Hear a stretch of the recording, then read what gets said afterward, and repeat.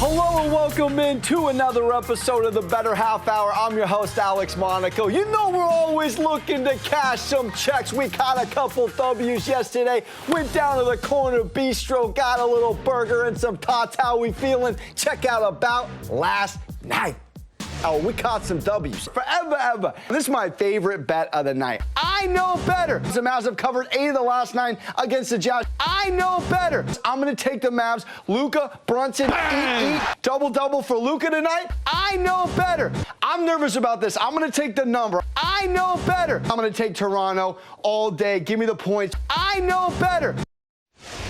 I know better. Let's go. All right, we're breaking it down. We're starting out Game 5. Heat hosting the Hawks. We know Miami winning to Atlanta, split like they should have. Been playing tremendous. The Hawks not doing well as road dogs. They've lost 10 straight outings. They're also 1-4 against the spread in their last 5 against the Heat. And the Heat have covered 10 of their last 11 going back to last year as favorites in the playoffs. Now, this Heat team covering 9 of their last 11, coming in cooking as they have been tremendous.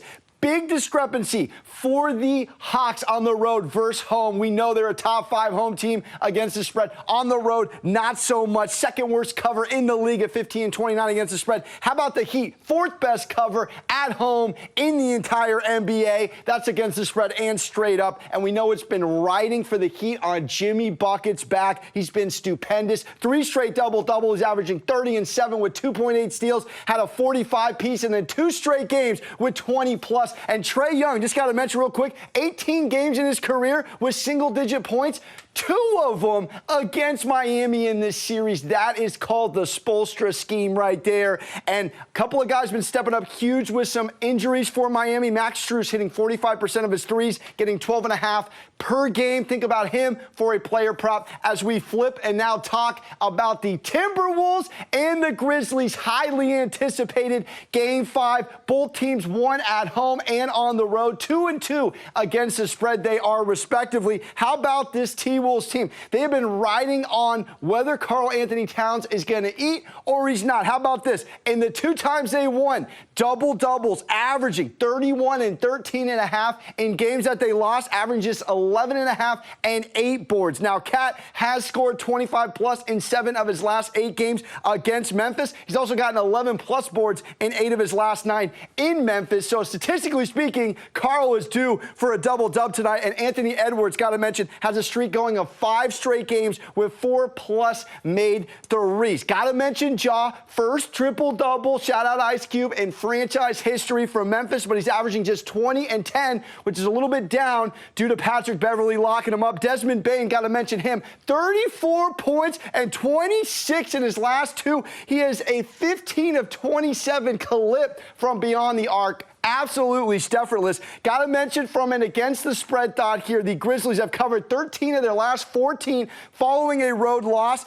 Wolves just 5 and 13 against the spread in Memphis in their last 18, and the Grizzlies 7 of the last 8 home playoff games have gone over. Also, the Grizzlies have won 6 of the last 7 in Memphis. I'm going to make a pick on this later in the show as we flip to another 2-2 series.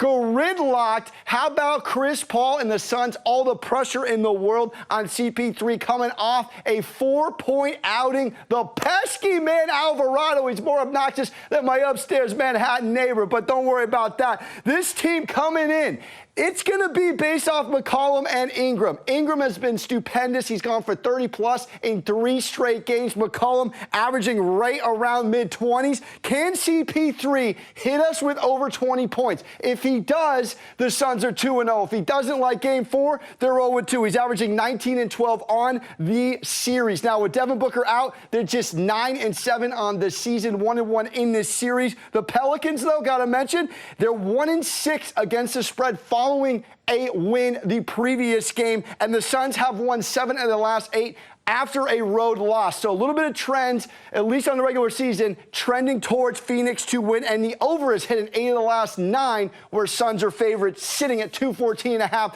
All right, let's switch to the major leagues. We got a little Cubs and Braves. We got Stroman versus Fried. Should be a phenomenal matchup, but Stroman has been awful. 8.78 ERA, hasn't caught a win. 13 earned runs given up in 13 innings pitched for Reed. Got to mention, they are 4-0, the Braves are, in their last 4 Tuesday starts and in their last 4 for Reed Tuesday starts. Cubs just 1-4 in their last 5 against the Braves. Braves have won each of their last, listen to this, 13 against NL Central opponents coming off a loss. A lot of trends leaning hot Atlanta tonight. I absolutely like them. And last but not least, another AL East phenomenal matchup between the Red Sox and the Blue Jays. We got Pivetta versus Gausman. Pivetta has been terrible. He's given up a home run in each start. Unfortunately, they're going against Gausman, who just pitched an impeccable 8 innings against the Red Sox. Blue Jays won that 3-2. How about this? Blue Jays have the most homers in the MLB with 25.